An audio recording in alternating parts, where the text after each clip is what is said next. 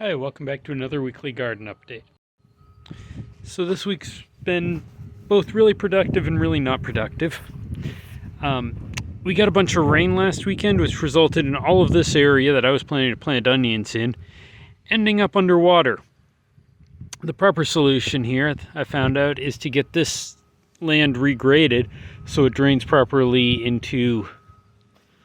Wow, this pond's actually filling up. Anyway, so it fills properly into the pond.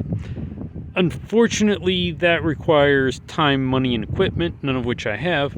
So I dug this nice little trench, which has worked quite successfully to drain the swamp that used to be my onions.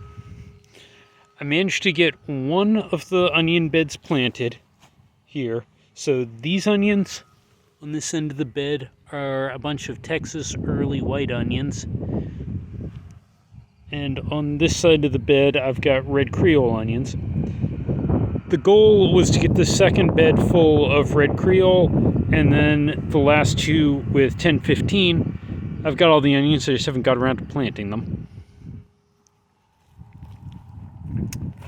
I think everything over there is dead. My wife's bok choy is continuing to do well, and we've also got the third planting here coming up. The chard I've got in these two buckets, or those two bags, have been doing well enough that I cut off a bunch of the leaves and just dehydrated them, because I'm producing more than I'm using at the moment. If you look over here, the not so well planted carrots seem to be doing well. They're getting bigger. And the much better planted carrots are also doing well. I need to pull all the grass out of here. It's better weeded than in the past, but it still needs more. If you look over at this bed full of peppers, I think they have all died and gone to compost, except this one little guy. I have no idea what he is, but he's still growing. Over on the tomatoes, most of them seem to be recovering from the frost. I mean, I've still got... I pruned them back a lot, and as you can see, there's still some bad little bits. But overall, they're mostly recovering. That one's probably not going to recover, but it's still got new growth down at the bottom. So we'll see how that does.